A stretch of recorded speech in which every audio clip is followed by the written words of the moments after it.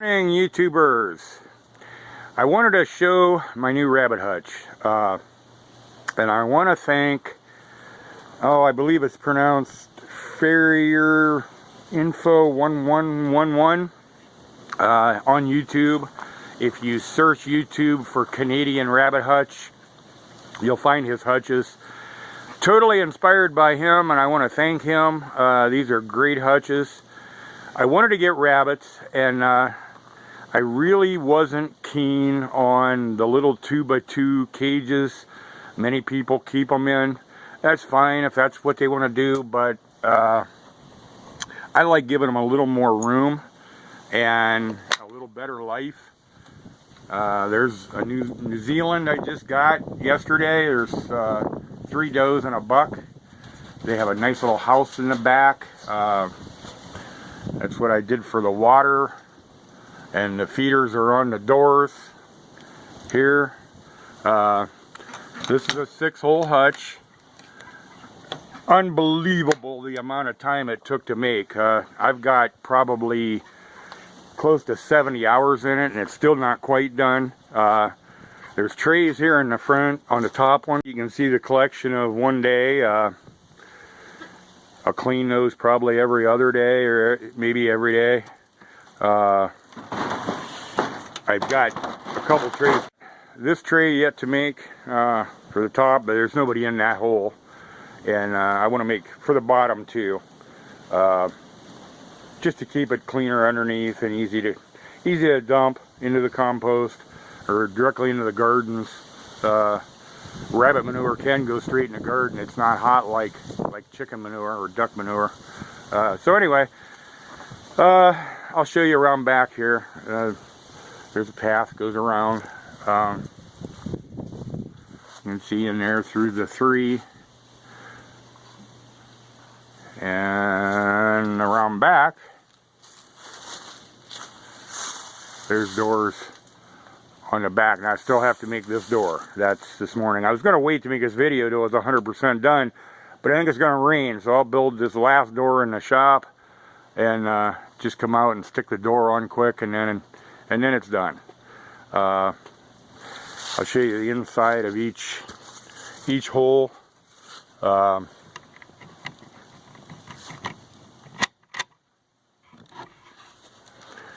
Here's a bunny. Hi, how are you this morning? There's what the nest boxes will be. That's the only nest box I have done. 3 more nest boxes to build, 3 more trees to build, and then there's 1 door, and then it's done, and that'll be done today. It's the last day of a week's vacation I took to do this, and it took 10 hours a day the whole week to complete it. But they're nice and cozy warm back here. I think I can even kindle in the winter time. I think there's plenty of shelter for them for cold. I think they'll stay nice and warm. They seem happy and healthy. And out front, I'm gonna, there's a lot of controversy about wire floors making hawks sore, and Mr. Canadian Rabbit Hutch has a whole video about that. It's fallacy, but it is good to give them some wood to stand on here and there. So I'm gonna make some wood stands and little climbing things and things they can entertain themselves with out front. So I'll be right back. Rain held off, so I got the last door over there on the bottom left done. That's the back completely done. So all that's left now is, well, 4 more trays. I'm going to go do 1 more tray for the top. That's all the metal I have left was enough to do the one last tray. But that'll take care of all the top ones. And then eventually I'll get the bottom ones made, but they don't, at least nobody's under them. So anyway, last door's done on the back. I'll be back. The thing I did just discover, the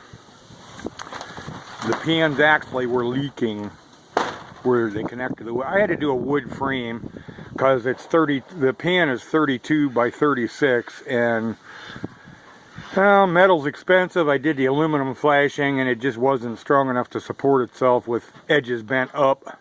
It's so big, so I did the wood frame. Anyway, they were leaking P right where the metal meets the wood, so I siliconed that. That should solve that problem. Anyway, so I did discover that, and that's one improvement. So there you have it. Another thing I forgot to mention, the lady that I bought the New Zealands from was kind enough to put this doe, who is about 6 months old, and that doe, who's about 8 months old, and she has had 1 litter. Anyway, she put these 2 does with one of her bucks, not the buck I got from her, so they're both bred as of January 30th, so about February 29th, or yeah, February 29th, or maybe March 1st or so, we ought to have some babies here. And this 3rd doe that I got from her, who's kind of shy and hiding back in there, she's just about 3.5, 4 months. So, of course, she's not bred yet and won't be, but when she's old enough, she'll be bred to that guy who's also a little shy, but that's my buck. Anyway, there you have it. So, back to the front again. The entire thing is 8 feet wide and 5 feet deep. So each hole is 32 inches by 5 feet deep. And that gives them almost what, 5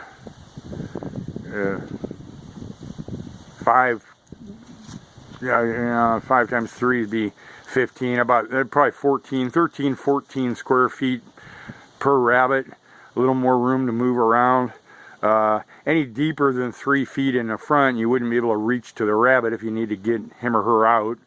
And that gives them a 2 foot by 32 inch house in the back.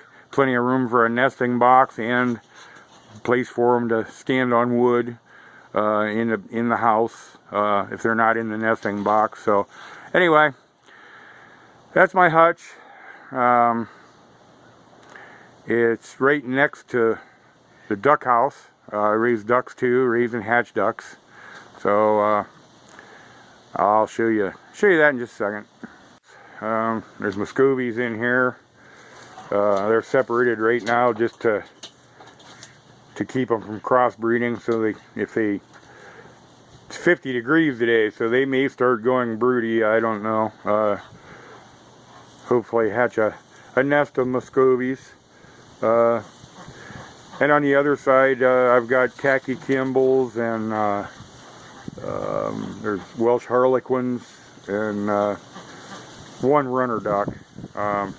And she'll be hopefully sold here soon. She's leaving. But anyway, so we get duck eggs, and I'm hatching ducklings. I'll show you that here in a second.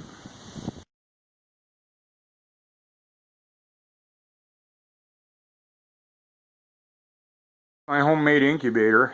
I've got 20 khaki Campbell eggs in that egg turner, and then I've got 47, I believe. Yeah, 47 Saxony eggs in these 2 egg turners combined. They're due, let's see, due to hatch February 6th. So about another week. Next Wednesday, though, this is Sunday, and Wednesday they'll go into lockdown, and next Saturday we ought to have some action going on in there. Incubator's been working just great, holding right at 99.5, and right now at about 82% humidity. I like to have that up around 86. That's what that's what's recommended by Metzer Hatchery. So probably add a little water here to those bottom trays and get that humidity up a little bit here in a minute. So anyway, and then so these will be for sale. I do sell ducklings all spring, so that's the story on that, and I'll be right back. Lastly, got a batch of meat birds in. These are Cornish from Mount Healthy Hatchery. I don't hatch these meat birds. I just wanted to have some for in the freezer, and there's a total of 50 from Mount Healthy Hatchery. There's 50 Cornish, and then they sent a bonus of 25 black Australorp roosters. So that's the little black guys in there, the black Australorps, and the white ones are yellow and white. Yellowish white are the Cornish, and there's 2 sections here of the brooder. About another week or so, they get a little more feathers on them. They're going to go into a great big water trough I'm going to borrow from my daughter out in the duck house, with heat lamps, of course. But the weather's getting a little warmer, and even if it does get colder, I think with the heat lamps, and once they have some more feathers on them, they're getting a little bigger for here. They're getting a little bit crowded, so we'll move them to a little more space and give them a little room to run around and keep those legs good and strong. Water on one end, feed on the other always helps that. So anyway, I'll have about 20 meat birds for in the freezer after we divide them with daughters, and I'll have some ducklings coming up here for in the freezer, part of these probably, and there's some young drakes out, Welsh Harlequin drakes out in the duck house that are going to go to Pleasant Valley Poultry pretty soon here. So anyway, good bit of meat in the freezer. And then bunnies coming, of course, and they'll be for sale too. Some for in the freezer, some to sell. So anyway, that's our little homestead for now, a little update. Anybody that's into rabbits, consider those rabbit hutches from Canadian, the Canadian Rabbit Hutch deal, because it gives them a lot more room to move around and keeps them happy and healthy. And I like to have happy animals make for happy life. Thought I'd show you the trays as I make them. This is finally the last top tray done. I could only get flashing 24 inches wide at Menards,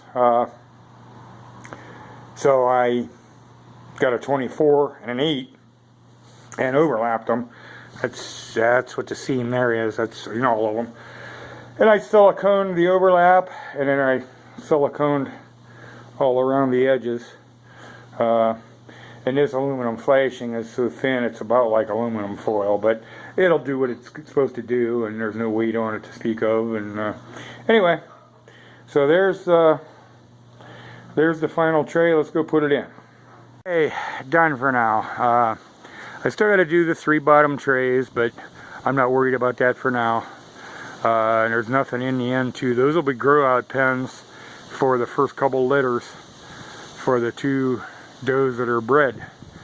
Oh, and something else I started doing, I'll show you here.